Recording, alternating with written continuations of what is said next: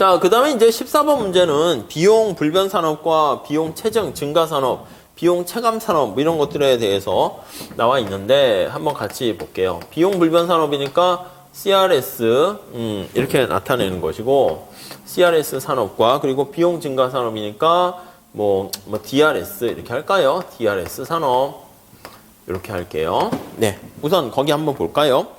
경쟁 산업에서 잠재적인 진입자들이 많이 있는 상태인데요. 각 기업의 비용 함수는 동일하고 장기 균형에 대응하는 각 기업의 단기 총 비용 함수가 그렇게 주어져 있어요. 그래서 단기 내 단기 총 비용 함수가 보니까 W Q의 제곱, 그 다음에 마이너스 10Q, 그 다음 플러스 100 이렇게 주어져 있습니다. W는 상품을 생산하는 노동의 시간당 임금이고요. 시장의 수요는 거기 Q는 QD라고 할까요? D는 2000, 그 다음 마이너스 100, P 이렇게 주어져 있습니다. 자, A번 한번 볼까요? A번은 시간당 임금이 W가 1일 경우에 장기 균형 가격을 구하세요. 산출량은 얼마이고 이유는 얼마입니까? 산업의 총 산출량은 얼마입니까? 몇 개 기업이 존재합니까?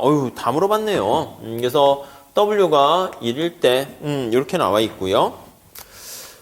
자, 우선 그 내용은 D번도 보시면 산출량이 증가했는데 여전히 W가 1일 때 그렇게 갑니다. 그 얘기는 D번으로 우선 살짝 가면 여전히 생산량이 증가해도 W가 1일 때 이건 이제 비용 불변 산업이다라는 것을 얘기하는 거고, 이제 우리가 생산량을 증가시키면 노동과 자본을 더 많이 써야 되잖아요. 노동시장은 파생수요니까. 근데 노동을 증가시키는데 임금이 그대로 1로 가만히 있으면 이게 비용 불변 산업이죠. 반면에 2점 먼저 볼게요. 2점. 2를 보시면 거기 뭐라고 돼 있냐면 산출량을 증가했더니 노동의 수요가 증가했대. 그럼 노동시장에서 임금이 1.5로 올라갔대. 그럼 이제 W가 1.5로 상승하게 되니까 요거요. 이거는 비용이 증가하는 산업이다라는 것을 알 수가 있네요. 네, 이해가 되시죠? 이렇게요. 자, 그래서 W가 1인 이러한 상황에서 비용 불변 산업과 또 비용 증가 산업까지 연결을 시킵니다. 자, 우선 첫 번째 1번 문제 다시 한번 볼게요. 자, 이렇게 임금이 1이 되어 있을 때 거기 한번 볼게요. 자, 우선 장기 균형에서는 어떤 걸 찾으셔야 되냐면 이윤이 땅이다라는 게 이제 제일 중요합니다. 왜냐하면 신규 기업이 진입하거나 퇴출할 요인이 없는 상태니까 초과 이윤도 없고 손실도 없는 상태다라고 생각하시면 되겠어요. 그럼 언제나 요거 우리가 계속 보는 것처럼 장기 평균 비용 곡선과 여기 단기 평균 비용 곡선과 단기 한계 비용 곡선과 그 다음에 여기 보시면 장기 한계 비용 곡선이 똑같아야 됩니다. 여기 최저점에서 다 만납니다. 시장에서의 가격과 이렇게 같게 만난다라고 보시면 되겠어요. 우리 책에서는 거기 1번식이 장단기 평균 비용 곡선의 최저점이라 해서 여기 민 이렇게 해놨는데 괜찮은 것 같습니다. 그래서 단순한 요 평균 비용 곡선에 그냥 아무데나 위치하는 게 아니라 최저점에 만나게 된다라는 거. 그거를 잘 보시고요. 자, 그래서 우리가 이 총비용 곡선을 이용해서 거기 보시면 장단기 SAC와 SMC를 구하면 돼요. 이걸 구해가지고 어떻게 된다? 여기서는 다 만나잖아요. 그래서 장계는 얘가 두 개가 같다라는 것을 확인을 하시게 되면 그러면 우리가 Q값을 구해낼 수가 있겠네요. 자, 한번 계산을 해볼게요. 자, SAC는 어떻게 됩니까? 라고 하면요. W가 1이니까 요거 1을 여기다 우선 집어넣으세요. 집어넣으면. 그리고 AC니까 Q로 나눠줍니다. Q 플러스, 마이너스 10 플러스 Q분의 100. 이렇게 되고요. MC는 Q로 미분해요. 이렇게 되면 2Q 마이너스 10. 이렇게 되는 거 알 수가 있습니다. 네, 이렇게 정리가 됐죠. 요거 두 개 각계 놓고 푸시면 돼. 각계 놓고 푸시면 그때 Q값을 우리가 찾아낼 수 있어요. 그럼 Q값은 10 이렇게 되는 거 확인할 수가 있네요. 오케이, 됐죠? 그럼 요때 Q가 10인 거야. 여기가 Q가 10인 거야. Q가 요게 10인 거예요. 요 10을 여기다가 집어넣게 되면 여기다 넣어도 되고 여기다 넣어도 돼요. 둘 중에 아무 데나 넣어도 됩니다.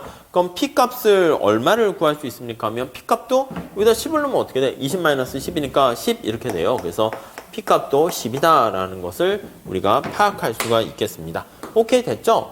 이게 개별기업이라고, 개별기업. 여기다 쭉 안 그려서 그렇지? 이렇게 개별기업이 되고, 시장에서 결정된 여기 수요곡선이 있을 거야. 저기 수요곡선이 주어져 있잖아요. 그래서 여기 시장에 대한 수요곡선이 쭉 이렇게 주어져 있습니다.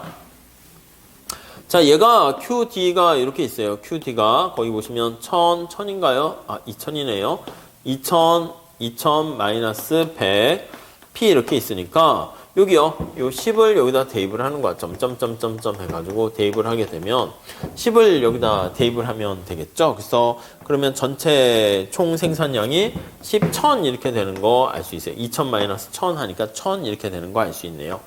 그래서 시장 전체 생산량이 1000 이렇게 되는 걸 확인할 수가 있고요. 자, 개별 기업의 생산량이 10개란 말이야. 근데 시장 전체 생산량이 여기 있는 것처럼 1000 이렇게 되니까 기업의 수가 몇 개 있다는 겁니까? 100개 있다는 거를 알 수가 있겠죠. 그렇죠. 10개씩 생산하는 기업들이 1000 이렇게 되려면 100개 있다는 거 알 수 있습니다. 이게 A번 관련된 문제입니다. 자, 그 다음에 이제 B번 산업의 단기 공급 곡선을 구하세요 라고 하면 우선 MC 곡선을 찾아야 돼. 개별 기업의 공급 곡선인 MC 곡선을 찾으셔가지고 물론 이게 공급 곡선인가를 확인한 다음에 요거를 수평으로 이렇게 다 더해서 이렇게 되는 것을 우리가 확인하시면 되겠죠. 시장 전체 공급 곡선 이렇게 구하시면 될 거예요. 자, 개별 기업의 공급 곡선은 P는 SMC 거기서 결정되니까 SMC 여기 찾았죠. SMC EQ 마이너스 10 이렇게 보시면 돼요. P는 이렇게 된 겁니다.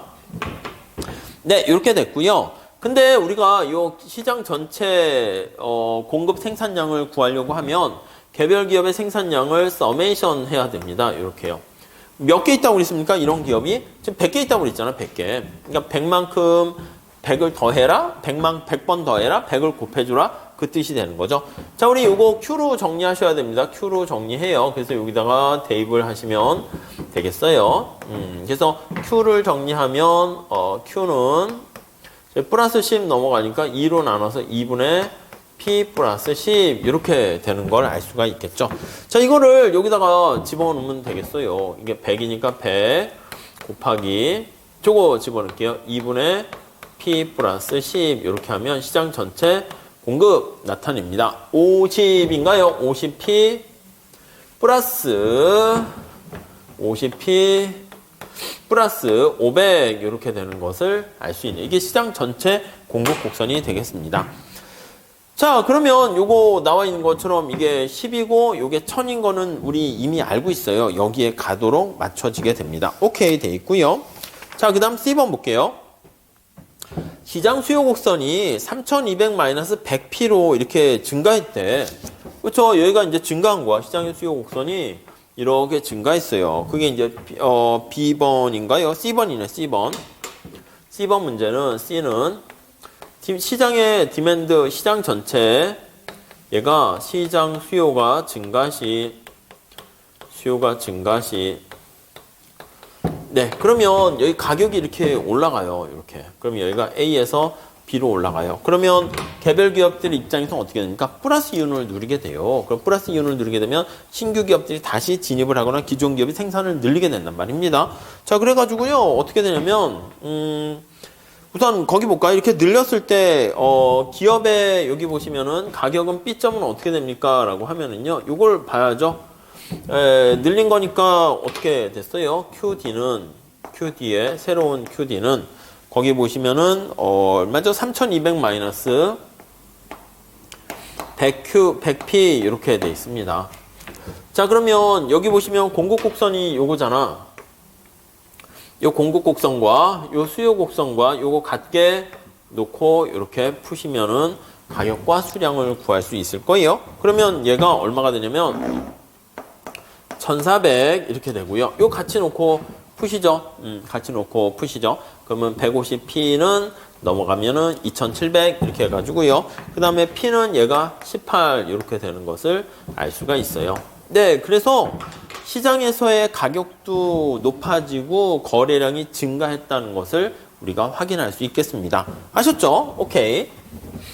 자, 그러면 이윤이 얼마입니까? 라고 하면요. 이윤, 거기는 구하긴 했어요. 구하긴 했는데, 그거는, 여러분들이 보시죠. 여기 이렇게 시장의 가격이 이렇게 결정이 되니까, 개별 기업의 MC 여기 생산하는 양이 여기 나와 있고, AC까지 이렇게 찾으셔야죠. 단계에서 여기 면적을 구하시면 되겠어요. 이게 바로 개별 기업이 플러스 이윤을 얻게 되는 겁니다. 양의 이윤을 얻게 되는 겁니다. 양의 이윤을 얻게 되면 어떻게 된다고? 신규 기업이 진입을 해옵니다. 그래서 우리가 D점에 나와 있는 게 바로 그거죠. 그 D점에 해설해 보면 밑에 그림이 잘 나와 있어요. 그래서 요거 그림이죠. B점이 18돼서 플러스 이윤을 누리게 되는 것이고, 그러면 이제 비용 불변 산업이기 때문에 시장 전체에서 이 공급 곡선이 우측으로 이동합니다. 언제까지? 요거요. 가격이 이렇게 올라갔다 다시 이게 10이잖아. 10으로 내려갈 때까지 증가해요. 그래서 여기 나와 있는 것처럼 얘가 이렇게 될 때까지 이렇게 증가하는 거 알 수 있습니다. 그러니까 C 이렇게 됩니다. 자, C를 계산하시게 되면 어떻게 찾습니까? 하면 찾을 수 있지. 요거 10을 여기다 대입하면 되죠. 여기다 대입하면 여기잖아. 10을 여기다 대입하게 되면은 1000을 빼주는 거니까 여기 나와 있는 것처럼 2200 이렇게 되는 거 알 수 있어요. 그래서 여기가 쭉 하시면 이게 2200 이렇게 되는 것을 우리가 확인할 수가 있단 말이에요. 그러니까 시장 전체 생산량이 2200으로 증가하게 돼요. 자, 그러면 개별 기업이 생산하는 능력은 막 갑자기 변하는 건 아닙니다. 그래서 여기 보시면 동일한 능력 10개를 생산할 때가 최적인 그런 기업들이 몇 개 존재합니까? 라고 하면은요. 앞에서는 100개 존재했었는데 이거는 2200을 10으로 나눠주니까 220개 존재한다라는 것을 우리가 확인할 수가 있겠습니다. 아셨죠? 네, 그렇게 정리하시면 되겠습니다. 이게 이제 D번까지인데 앞에 한 거랑 똑같이 계속 연결해서 정리하시면 되겠습니다.